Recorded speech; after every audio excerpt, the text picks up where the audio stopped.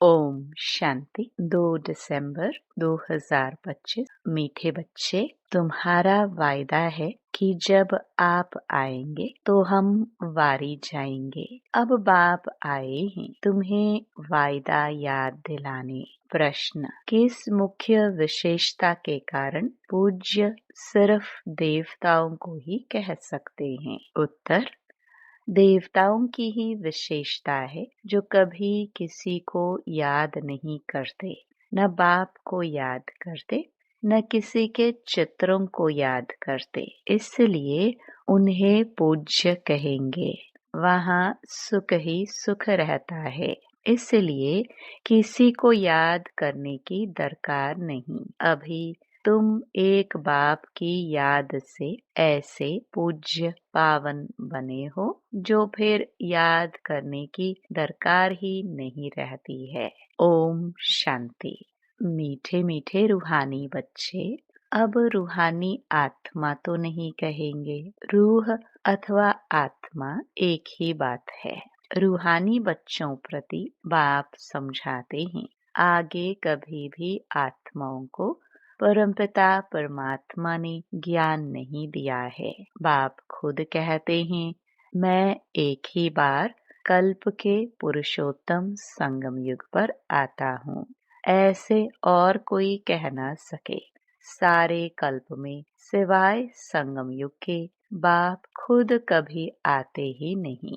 बाप संगम पर ही आते हैं जबकि भक्ति पूरी होती है और बाप फिर बच्चों को बैठ ज्ञान देते हैं। अपने को आत्मा समझ और बाप को याद करो। यह कई बच्चों के लिए बहुत मुश्किल लगता है बहुत सहज, परंतु बुद्धि में ठीक रीति बैठता नहीं है, तो घड़ी घड़ी समझाते रहते हैं, समझाते हुए भी नहीं समझते हैं। स्कूल में टीचर 12 मास पढ़ाते हैं, फिर भी कोई नापास हो पड़ते हैं। यह बेहद का बाप भी रोज बच्चों को पढ़ाते हैं, फिर भी कोई को धारणा होती है, कोई भूल जाते हैं। मुख्य बात तो यही समझाई जाती है कि अपने को आत्मा समझो और बाप को याद करो।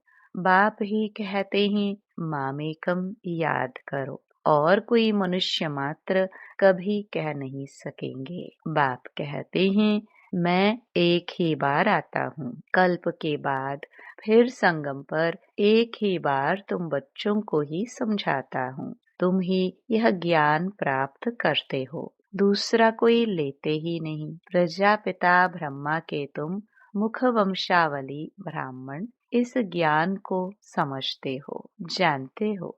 कल्प पहले भी बाप ने इस संगम पर यह ज्ञान सुनाया था। तुम ब्राह्मणों का ही पाठ है, इन वर्णों में भी फिरना तो जरूर है, और धर्म वाले इन वर्णों में आते ही नहीं।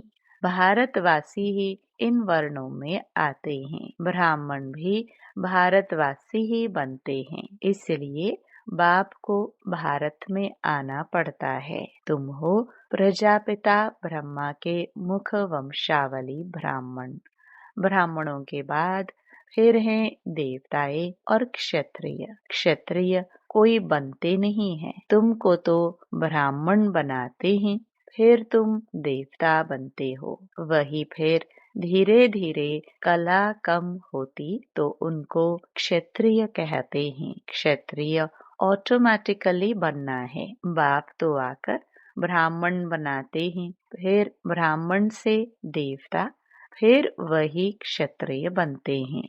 तीनों धर्म एक ही बाप अभिस्थापन करते हैं। ऐसे नहीं कि सतयुग त्रेता में फिर आते हैं। मनुष्य न समझने के कारण कह देते सतयुग त्रेता में भी आते हैं। बाप कहते हैं मैं युगे युगे आता नहीं हूँ, मैं आता ही हूँ एक बार कल्प के संगम पर।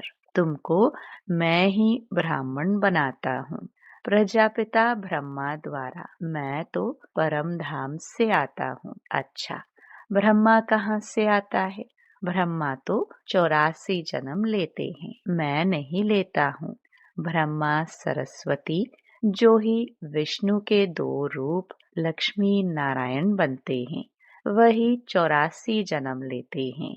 फिर उनके बहुत जन्मों के अंत में प्रवेश कर इनको ब्रह्मा बनाता हूँ। इनका नाम ब्रह्मा मैं रखता हूँ। यह कोई इनका नाम अपना नहीं है।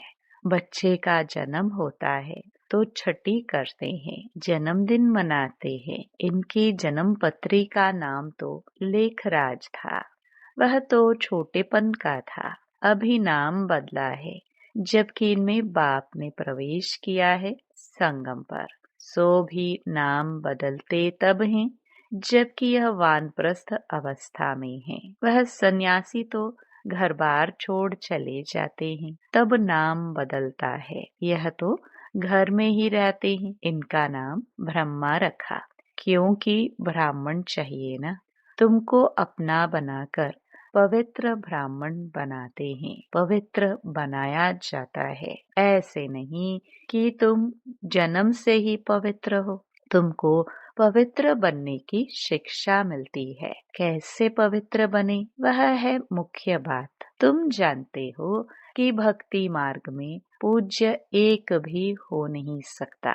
मनुष्य गुरुओं आदि को माथा टेकते हैं, क्योंकि घर बार छोड़ पवित्र बनते हैं। बाकी उनको पूज्य नहीं कहेंगे। पूज्य वह जो किसको भी याद न करे। सन्यासी लोग ब्रह्म तत्व को याद करते हैं ना, प्रार्थना करते हैं। सतयुग में कोई को भी याद नहीं करते। अब बाप कहते हैं तुमको याद करना है एक को, वह तो है भक्ति। तुम्हारी आत्मा भी गुप्त है। आत्मा को यथार्थ रीति कोई जानते नहीं। सतयुग त्रेता में भी शरीरधारी अपने नाम से पाठ बजाते हैं। नाम बिगर तो पाठधारी हो न सके। कहाँ भी हो, शरीर पर नाम जरूर पड़ता है। नाम बिगर पाठ कैसे बजाएंगे? तो बाप ने समझाया है। भक्ति मार्ग में गाते हैं, आप आएंगे तो हम आपको ही अपना बनाएंगे, दूसरा न कोई। हम आपका ही बनेंगे, यह आत्मा कहती है। भक्ति मार्ग में जो भी देहधारी है, जिनके नाम रखे जाते हैं, उनको हम नहीं पूजेंगे। जब आप आएंगे तो आप पर ही कुर्बान जाएंगे। कब आएंगे यह भी नहीं जानते। अनेक देहधारियों की, नामधारियों की पूजा करते रहते हैं। जब आधा कल्प भक्ति पूरी होती है, तब बाप आते हैं, कहते हैं तुम जन्म जन्मांतर कहते आए हो, हम तुम्हारे बिगर किसको भी याद नहीं करेंगे, अपनी देह को भी याद नहीं करेंगे। परंतु मुझे जानते ही नहीं हैं, तो याद कैसे करेंगे? अब बाप बच्चों को बैठ समझाते हैं, मीठे मीठे बच्चों, अपने को आत्मा समझो और बाप को याद करो। बाप ही पतित पावन है। उनको याद करने से तुम पावन सतो प्रधान बन जाएंगे। सतयुग त्रेता में भक्ति होती नहीं। तुम कोई को भी याद नहीं करते, न बाप को न चित्रों को। वहाँ तो सुख ही सुख रहता है। बाप ने समझाया है, जितना तुम नजदीक आते जाएंगे, कर्मातीत अवस्था होती जाएगी। सतयुग में नई दुनिया, नए मकान में खुशी भी बहुत रहती है। फिर 25% पुराना होता है, तो जैसे स्वर्ग ही भूल जाता है। तो बाप कहते हैं, तुम गाते थे, आपके ही बनेंगे, आपसे ही सुनेंगे। तो जरूर आप परमात्मा को ही कहते हो ना। आत्मा कहती है, परमात्मा बाप के लिए। आत्मा सूक्ष्म बिंदी है, उनको देखने के लिए दिव्य दृष्टि चाहिए। आत्मा का ध्यान कर नहीं सकेंगे। हम आत्मा इतनी छोटी बिंदी हैं, ऐसा समझ याद करना मेहनत है। आत्मा के साक्षात्कार की कोशिश नहीं करते, परमात्मा के लिए कोशिश करते हैं। जिसके लिए सुना है कि वह 1000 सूर्य से तेजोमय है। किसको साक्षात्कार होता है तो कहते हैं बहुत तेजोमय था, क्योंकि वही सुना हुआ है। जिसकी नौधा भक्ति करेंगे देखेंगे भी वही, नहीं तो विश्वास ही न बैठे। बाप कहते हैं आत्मा को ही नहीं देखा है तो परमात्मा को कैसे देखेंगे? आत्मा को देख ही कैसे सकते? और सबके तो शरीर का चित्र है, नाम है, आत्मा है बिंदी, बहुत छोटी है। उनको कैसे देखे? कोशिश बहुत करते हैं, परंतु इन आंखों से देख न सके। आत्मा को ज्ञान की अव्यक्त आंखें मिलती है। अभी तुम जानते हो हम आत्मा कितनी छोटी है। मुझ आत्मा में 84 जन्मों का पाठ नोंधा हुआ है, जो मुझे रिपीट करना है।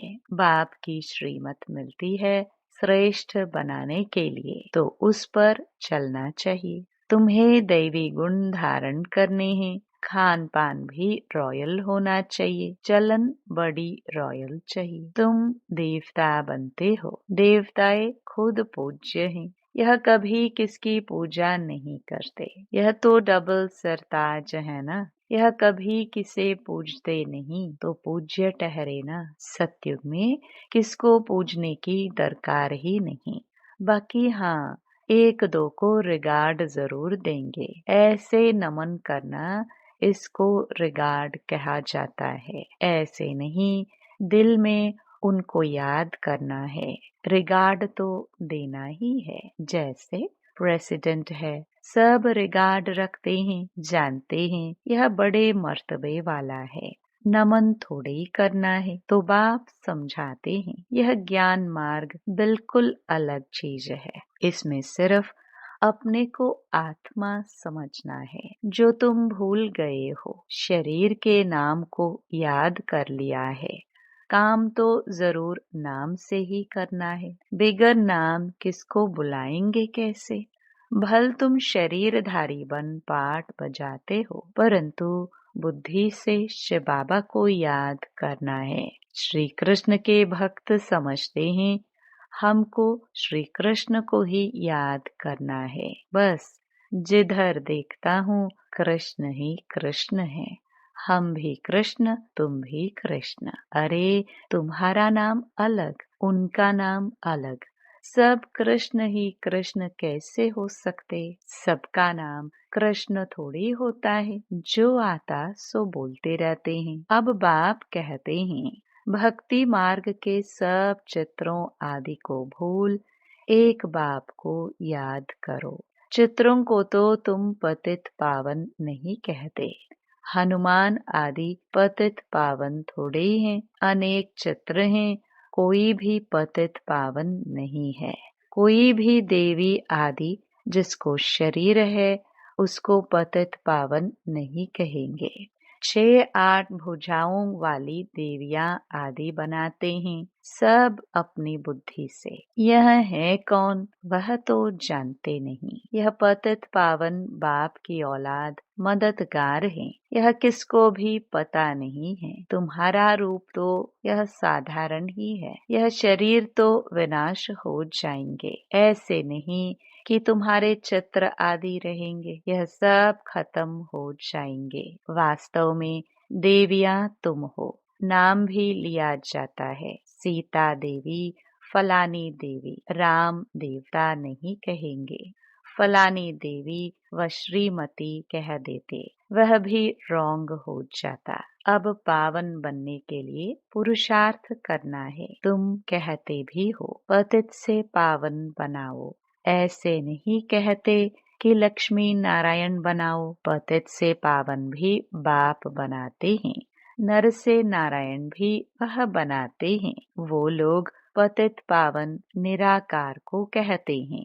और सत्यनारायण की कथा सुनाने वाले फिर और दिखाए हैं। ऐसे तो कहते नहीं बाबा सत्यनारायण की कथा सुनाकर अमर बनाओ, नर से नारायण बनाओ। सिर्फ कहते हैं आकर पावन बनाओ।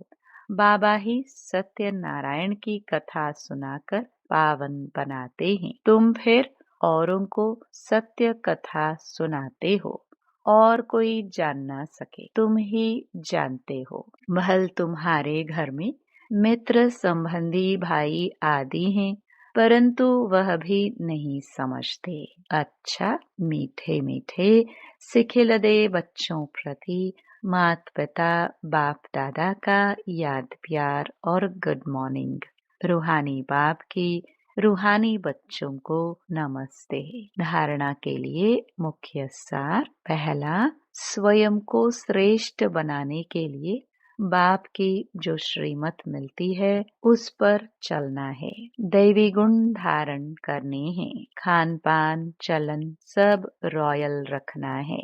दूसरा, एक दो को याद नहीं करना है, लेकिन रिगार्ड जरूर देना है। पावन बनने का पुरुषार्थ करना और कराना है। वरदान, नीरस वातावरण में खुशी की झलक का अनुभव कराने वाले एवर हैप्पी भव।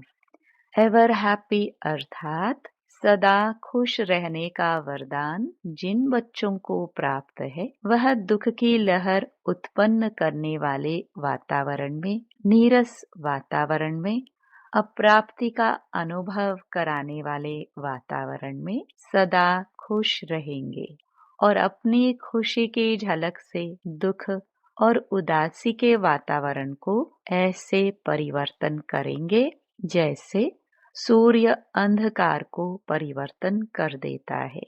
अंधकार के बीच रोशनी करना, अशांति के अंदर शांति लाना, नीरस वातावरण में खुशी की झलक लाना, इसको कहा जाता है एवर हैप्पी। वर्तमान समय इसी सेवा की आवश्यकता है। स्लोगन, अशरीरी वह है जिसे शरीर की कोई भी आकर्षण अपनी तरफ आकर्षित न करे।